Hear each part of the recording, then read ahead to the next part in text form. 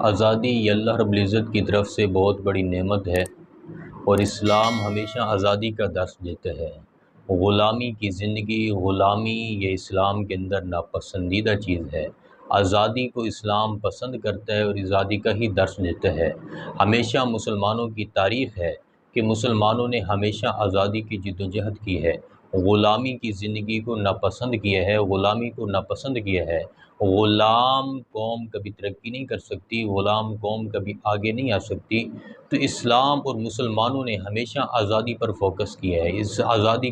آزادی کی جدوجہد کی ہے، آزادی کی خاطر اپنی جانیں قربانی کی ہیں، آزادی کی خاطر اپنے بچوں کو یتیم کرایا ہے، آزادی کی خاطر ساری تکلیفیں جھیلی ہیں، ساری تکلیفیں سہی ہیں آزادی کی خاطر، کیونکہ آزادی ہی یہ ایک ایسی چیز ہے کہ جس آزادی کی بنیاد پر ہی انسان اپنے رب کی حقیقی عبادت کر سکتا ہے، صحیح معنوں کے اندر اپنے رب کی عبادت کر سکتا ہے اور اپنے پیغمبر کی اطاعت کر سکتا ہے۔ اگر یہ آزادی نہ ہو تو نہ انسان اپنے رب کی صحیح طریقے پر عبادت کر سکتا ہے، نہ رسول خدا کی اطاعت کر سکتا ہے، اور نہ ہی اپنے دین اور اپنے مذہب پر کھلے عام سر عام عمل کر سکتا ہے۔ یہ سب کچھ آزادی کی بدولت ہے۔ تو اس لیے آزادی یہ بہت اہم چیز ہے، یہ بہت بڑی نعمت ہے، اور دیکھیں کہ یہ تاریخ اسلام کے اندر یہ چیز ہے۔ نبی کریم صلی اللہ علیہ وسلم کو بھی ایک آزادی ہوئی، فتح نصیب ہوئی، نبی کریم صلی اللہ علیہ وسلم کو بھی ایک ریاست، ایک ملک نصیب ہوا۔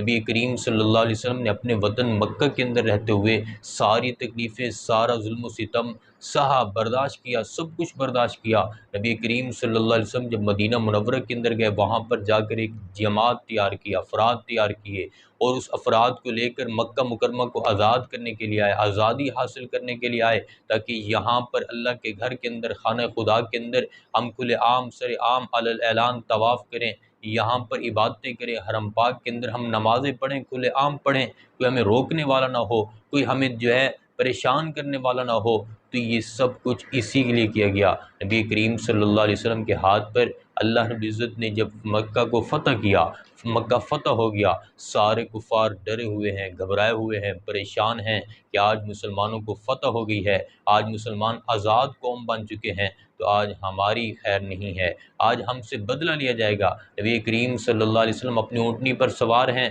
اور نبی کریم صلی اللہ علیہ وسلم ان الفاظ کو دہرا رہے ہیں: لا الہ الا اللہ وحدہ انجز وعدہ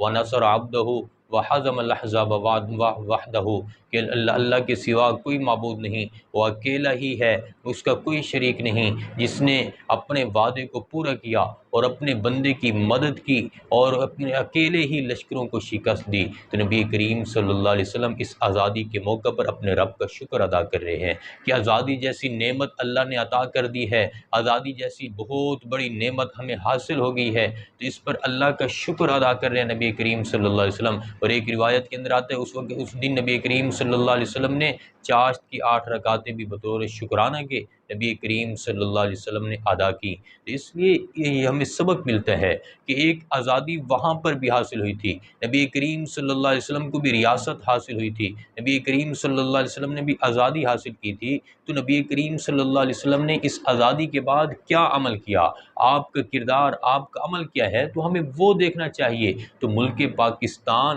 آزاد ہوا 14 اگست 1947 کو، کتنی بڑی اللہ رب العزت کی نعمت ہے کہ ملک پاکستان وہ اسلامی ریاست ہے، وہ اسلامی مملکت ہے جو صرف اور صرف پاکستان جو ہے اسلام کے نام پر معرض وجود میں آیا۔ یہ ملک کلمے کی بنیاد پر وجود میں آیا، کلمے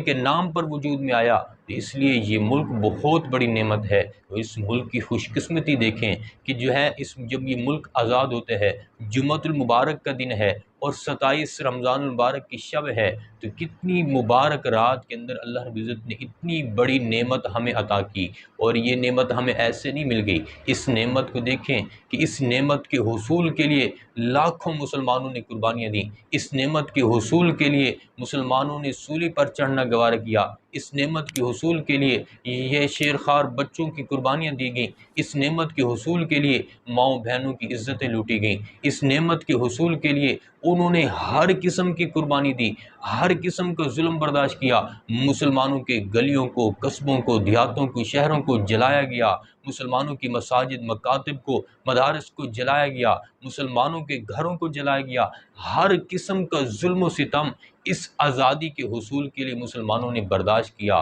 کہ یہی ہم اپنی جان دے دیں گے، اپنے بچوں کو جو ہے اپنے بچوں کو بھی جو ہے قربان کر دیں گے، اپنی جو ہے بیویوں کو بیوہ کرا دیں گے، لیکن یہ آزادی ہم نے حاصل کرنی ہے۔ ان کے ذہن میں تھا کہ یہی آزادی ہے۔ ان کی ایک فکر تھی کہ جب تک ہمیں آزادی نہیں مل سکتی، نہ ہم اپنے رب کی حقیقی طور پر آزادی کے ساتھ عبادت کر سکتے ہیں، اور نہ ہی ہماری آنے والی نسلیں آزادی کے ساتھ اپنے رب کی عبادت کر سکتی ہیں، رسول خدا کی اطاعت کر سکتی ہیں، اپنے مذہب پر، اپنے اسلام پر آزادی کے ساتھ عمل کر سکتی ہیں، اس کا پرچار کر سکتی ہیں۔ یہ ان کے ذہن یہ نہیں کر سکتی۔ یہ جب تک آزادی حاصل نہیں ہوتی، یہ کام نہیں ہو سکتے۔ تو اس لیے مسلمانوں نے ہر قسم کی قربانی برداشت کر کے یہ جو ہے ملک جو ہے حاصل کیا، یہ آزادی حاصل کی۔ تو آج ہمیں بھی یہی چاہیے تھا کہ جنہوں نے اس آزادی کے اندر اپنی جانوں کا نذرانہ پیش کیا، اس آزادی کی تحریک آزادی کے اندر اپنی جد و جہد کی، جس قسم کے لوگ تھے، تو ہمیں ان کی قربانیوں کو تسلیم کرنا چاہیے تھا، اور ہمیں جو ہے ان کی قربانیوں کو خراج تحسین پیش کرنا چاہیے تھا۔ ہمیں ان کی قربانیوں کو یاد کر کے، ان کے لیے تلاوت کر کے، نوافل پڑھ کے ان کے لیے ایصال ثواب کرنا چاہیے تھا، ان کی قربانیوں کو یاد رکھنا چاہیے تھا۔ لیکن یہ کیا وجہ ہے کہ آج جب آزادی کا دن آتا ہے، آج جب 14 اگست کا دن آتا ہے، تو رخصت جو ہے گانے بجانے کی محفلیں، عیاشی کی محفلیں، شراب خوری کی، شراب نوشی کی محفلیں، یہاں پر جو ہے موٹر سائیکلوں پر، موٹر سائیکلوں کے سلنسر نکال کے پورے بازار کے اندر شور و شاب، اس طرح کی فحاشی، عیاشی منائی جاتی ہے کہ یہی آزادی ہے۔ کہ جس طرح یہ آزادی حیوانوں جیسی ہے کہ حیوان کے گلے سے، جانور کے گلے سے جب رسہ نکال دیا جاتا ہے، جب اس کے گلے سے پٹا نکال دیا جاتا ہے، تو وہ آزادی کے ساتھ کبھی ادھر بھاگتا ہے، کبھی ادھر بھاگتا ہے، کبھی یوں کبھی یوں، کبھی کس چیز کو نقصان پہنچاتا ہے۔ تو یہ جانور کی آزادی ہے۔ انسان کی آزادی اور مسلمان کی آزادی کیا ہے کہ مسلمان کی آزادی یہی ہے کہ مسلمان آزادی کے ساتھ، اپنی دل کی خوشی کے ساتھ اپنے رب کی اطاعت کرے، اپنے رب کا شکر ادا کرے کہ اللہ تیرا شکر ہے کہ تو نے آزادی کے ساتھ اپنی عبادت کی توفیق عطا فرمائی، تو نے آزادی کے ساتھ اسلام پر عمل کرنے کی توفیق عطا فرمائی، تو نے آزادی کے ساتھ دین اسلام کی تبلیغ کی توفیق عطا فرمائی، تو نے آزادی کے ساتھ ہمیں زندگی پرسکون گزارنے کی توفیق عطا فرمائی۔ تو اس طرح ہمیں آزادی کا دن منانا چاہیے، نوافل پڑھنے چاہیے، اور جو ہے ہمیں تلاوت کر کے ایصال ثواب کرنا چاہیے جنہوں نے قربانیاں پیش کی۔